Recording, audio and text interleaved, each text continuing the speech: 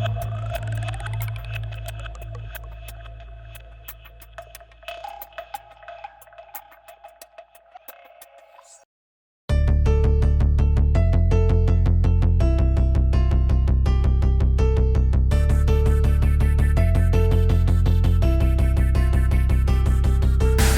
there, it's Joseph here at Edge Dynamics, making a shave video, and I've got a few things, bits and bobs to show you.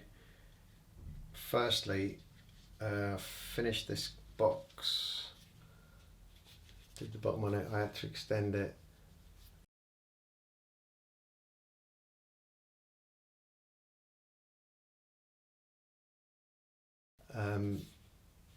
What I did was I sanded the bottom off, which I already built the bottom, so I resanded that off. I just sanded it off, and then I extended it out probably 1 centimetre with steel plates, and then fiberglassed it. I'm sure you all want to know this. And then I did like a paper mache, PVA glue and tissue paper, and excuse me, finally I actually sprayed it with anti-chip spray, black satin, and yeah. And to start with, what I did, get the lid off, they're the two razors. First thing I did when I got this is that I used Paolo Santo, Holywood, lit it and let it burn for a bit, got the smoke, let the smoke get up in there, because first of all it's beautiful smell, and secondly it's antimicrobial.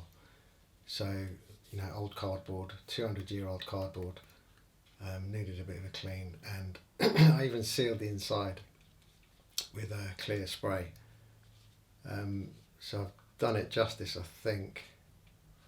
And I weighed it earlier, it came in at 230 grams, if I'm not mistaken. And the razor I wanted to shave with today was this one. I believe this one is like 2 millimeters over 8/8, and I tightened the pins up a little bit, but it's too heavy to stay open on its own. And I did it a full progression on the Maruka, and I think it's a really good edge. I can't wait to try this, and plus I'm desperate for a shave. So, but I might not actually use that because I've got something else. Just pop it back in its case, and yeah, there you go, huge. And I'll show you what else I've got down there. I reworked this one. This is the one that just says H warranted. The rest of the name's gone. I did a shave video with this one, this little stub tail, and what I did to it was I took it apart and I changed the spacers for PVC, solid PVC spacers. So I made these scales, if you remember. These are made from bone,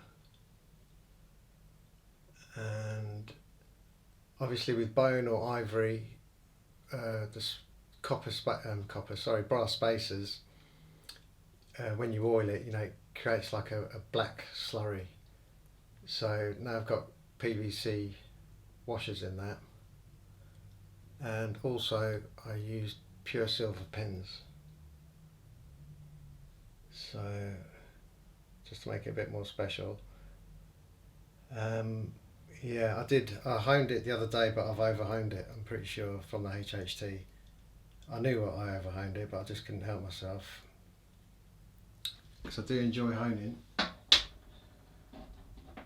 sometimes it's hard to stop. And on top of that, you may remember last week I tested this one.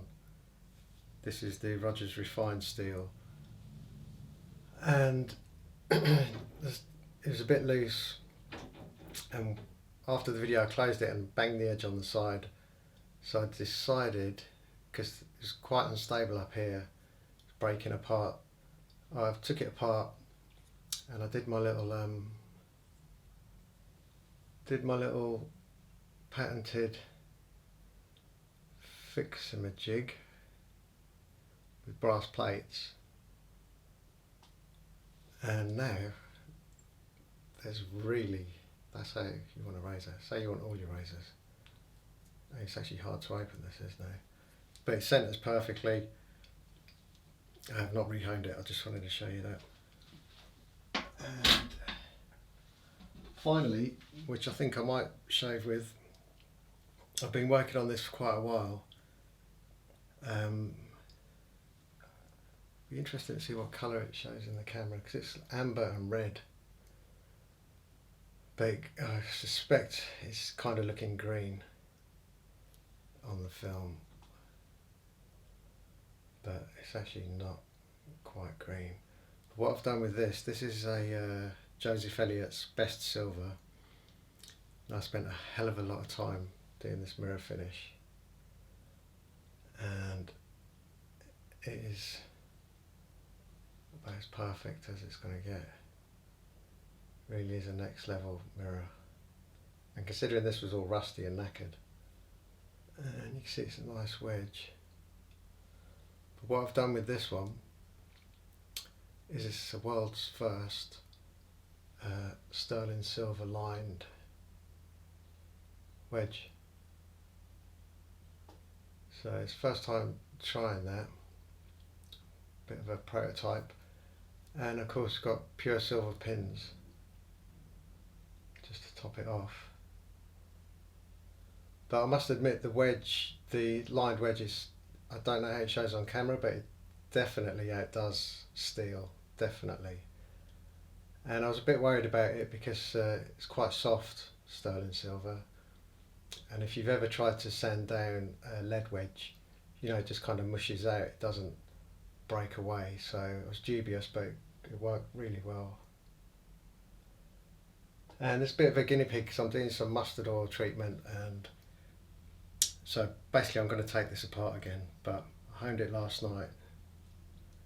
I spent over an hour establishing a bevel, and it's got a nice bevel on it now, which I've completely forgot to oil. I haven't oiled this, and it's dry as a bone actually, because it's had brake cleaner. That's how I clean the razors. So you know what, I'm going to have to put a spot of oil on this. Right, I've just put some oil on this one. I'll wipe it off in a minute. The reason this took so long to hone was because I had a tiny little chip right in the middle. But that's like ideal for me, because when I don't like to say regrinding, or maybe cosmetically regrinding, making a nice bevel, I don't want to go to the very edge, so that chip is a guide. So I'll grind up right up to the edge to the mouth of the chip, but I'll save that bit for actually honing it, so just ensures that I don't lose any width. And I believe it's 7/8, but you know what, I haven't measured it, but it's got to be 7/8. So I never go off the edge. Let's put that there, and just try and get some warm water. Yeah, that's warm. And also as well, just to liven up the video, I thought I'd show you a few cases I've made recently. I made two. See if that focuses in. Edge Dynamics, and it's this kind of dirty leather look I go for. I like this, and of course it'll change shape once a razor goes in it, but it depends what razor I put in it. So as and when the razor will go in that, and it will open up. But yeah, you can see the sides. Did a lot of work on the edges of these things. These have been treated with tokonol, this Japanese substance, and then my own concoction of different waxes. So it's basically waxed, but it's not sticky, won't attract any hairs. And I normally go for a black trim, but you know what, I thought let's just go brown. So yeah, there you go. And I'm using today, not the balm, I'm using the cream. I've got the Blenheim Penhaligon's. So let's give that a go.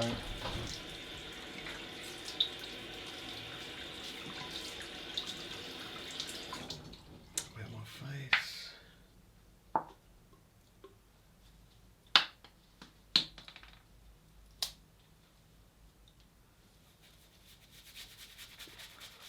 Yeah, I've had for like the last 3 days, my face has been itching badly with this hair. Finally it's coming off. I think it's probably been about 2 weeks.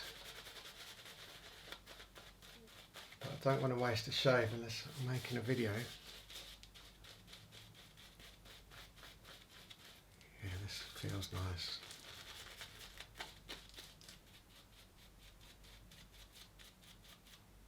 It smells nice, feels nice. Not sure if it's the brush or the lather, but everything feels soft.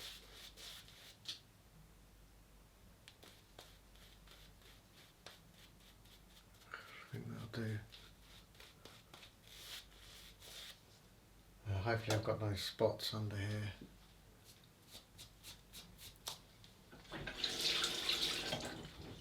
Let's find out. I've been looking forward to this. Joseph Elliot. I only realised last night that it's best silver steel, and we've got a silver lined wedge, and we've got silver pinning, so I think it's meant to be.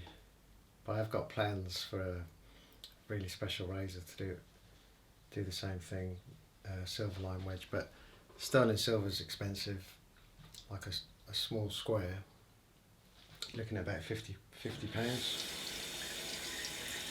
so it's not cheap.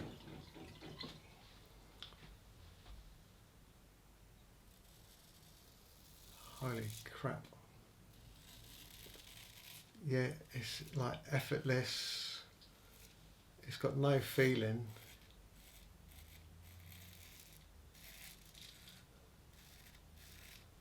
Wow.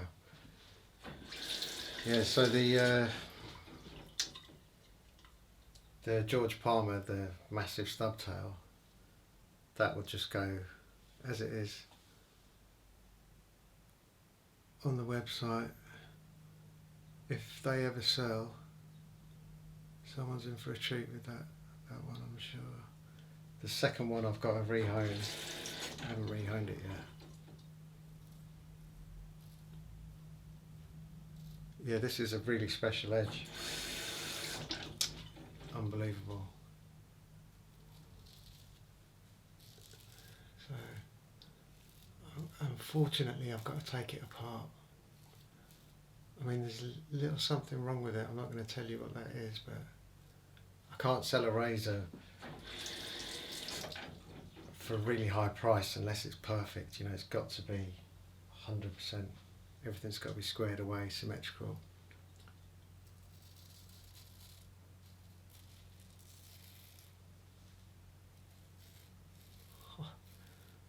It's a real treat.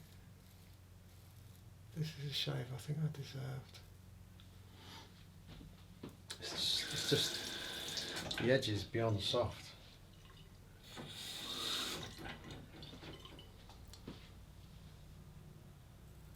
And these scales,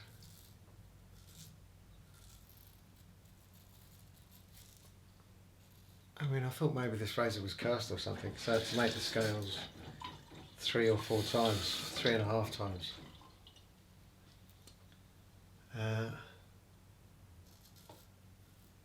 Because basically when I take a slab of a blank of ox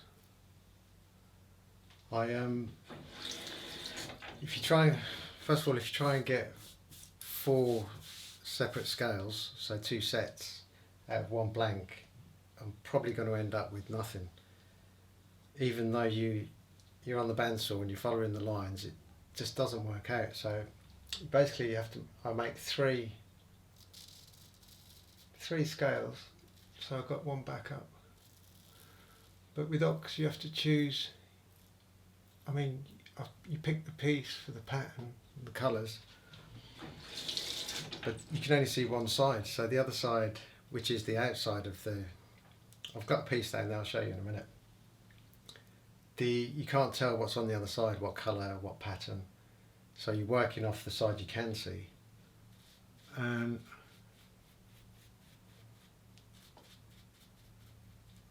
So therefore, if you've got a template, a paper template or cardboard template, you'd lay it down, draw it around, then you'd have to turn it over. So you're cutting out both sides so they'll come together. It's not like working with buffalo horn where you just cut out 2 scales. And then as you're sanding, you're going to reveal what's hidden, and it normally turns out that what's on the other side that you can't see is really, really special, or that's the side you want to use.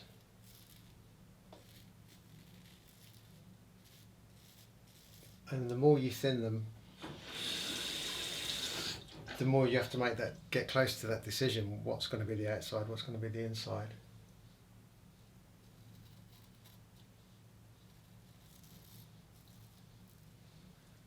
And the first set, I think there was a dark colour, but when I revealed what was hidden, it was red. And you can't look past that. That's like the ultimate colour for me, is a red, because it's so uncommon. And so I made the scales, but nearly when I'd finished, it was split in the middle. So basically, it had to be thrown away because it was completely useless.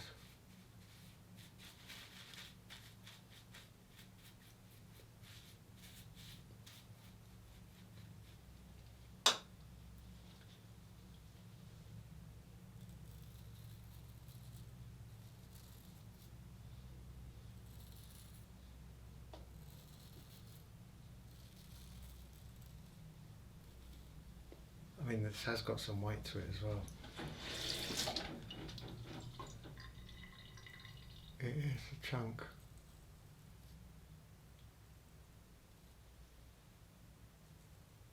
It's just the nicest edge. Don't know what's going on there. How am I going to get that?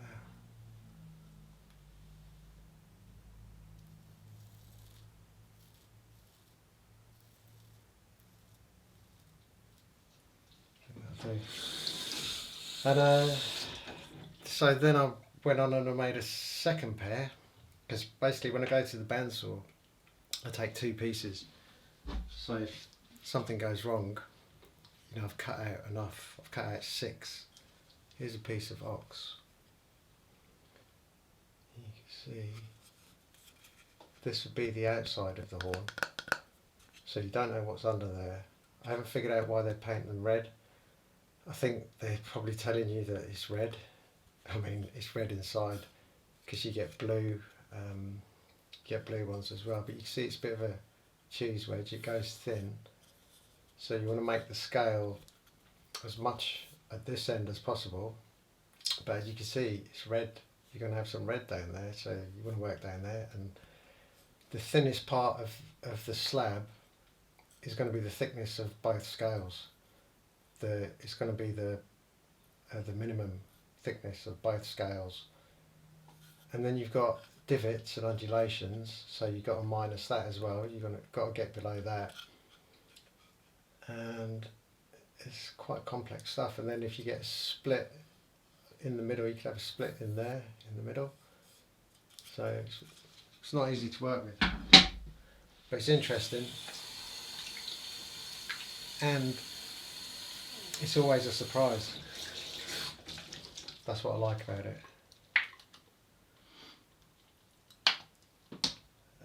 What happened with the second pair?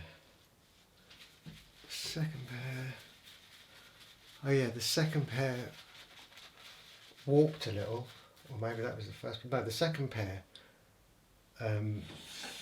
was red as well, and they're still in the workshop. They're perfect, but close to finishing. Hold them up to the light, and you can see like black specks inside, which kind of, you know, if you look at it, it looks like a bit of a disease or something. There's nothing wrong with it, it's just colouring, but so that's sort of took them off the table. I will use them because it's good quality stuff, and they are red and amber.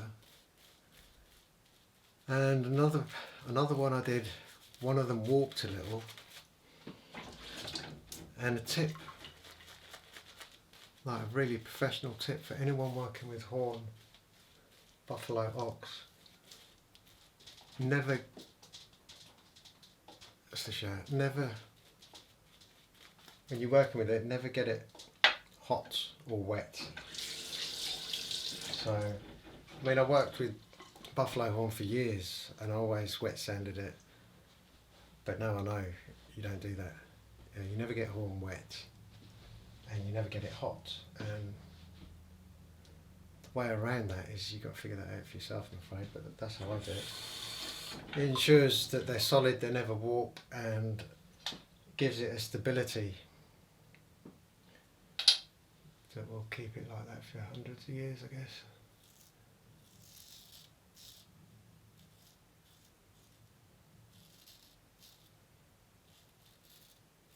And you know what, I don't even notice the smell of horn anymore.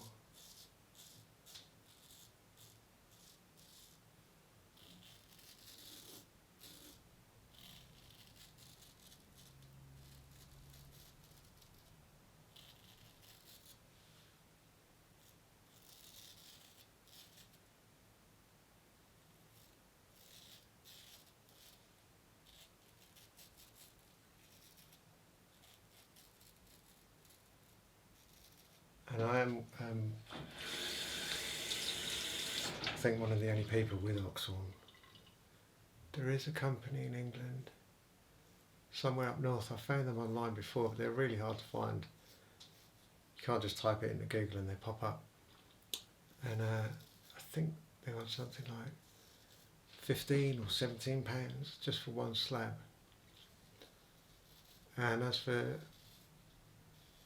how it works or whatever, and I've got no idea. It's hard to get hold of. I mean, if you want oxhorn buttons, you're in luck, because you get those.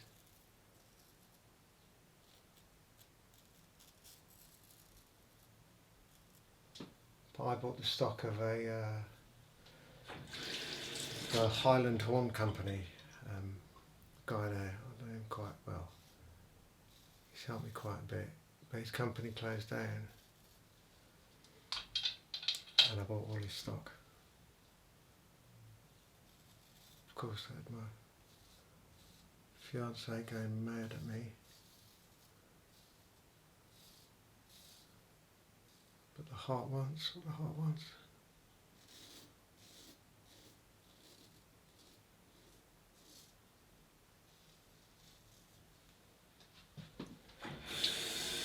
Good show, definitely. Try and remove some of this scum.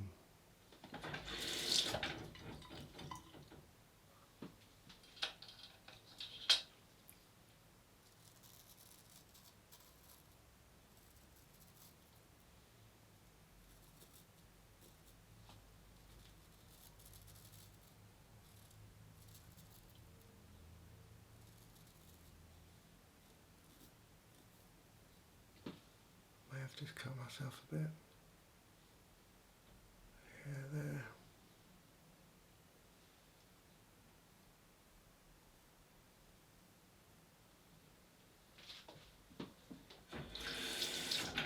now I know, at least I know when this razor's done, it really is something special.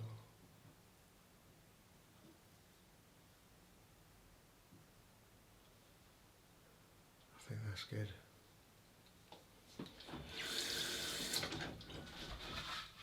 And just see if I've got any stains. I wouldn't believe it if there's a water stain on this, because the amount of mirror sort of the flatness of the blade is unbelievable. So, and I learnt a hell of a lot as well doing this. I've levelled up again, as I say. I know exactly what I'm doing now. Yeah, you won't get a water stain on that. It's just the surface is too flat. But before I unpin it, I'm going to keep doing my little mustard oil experiment. And I can't really tell you about that because I don't mind you guys, the normal person, knowing, but other people who make razors or work with horn, you know, they should do the work themselves, really, I feel. So I'm doing something with that because mustard oil, I believe, is, don't say illegal, kind of in America, you can't get it.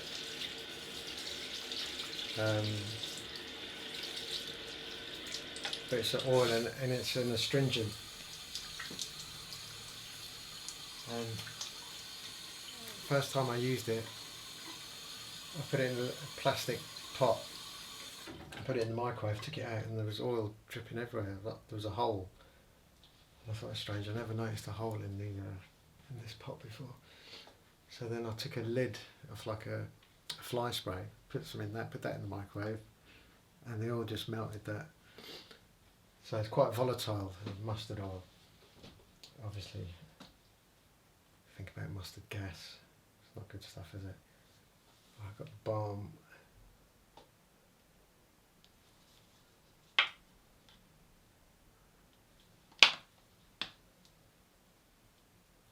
But yeah, it's all interesting stuff. Look at that little cat. Oh, it's a strange one, that is.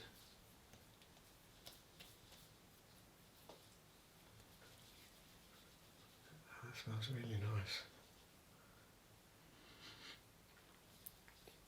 Really floral. As I've said before, I won't buy the fragrance, but I do like it. Right, that's it. That's near enough perfect shave. And I say that is perfect actually. And the cut is just a touch, nice touch. So thanks for watching, and I'll see you next time. Bye.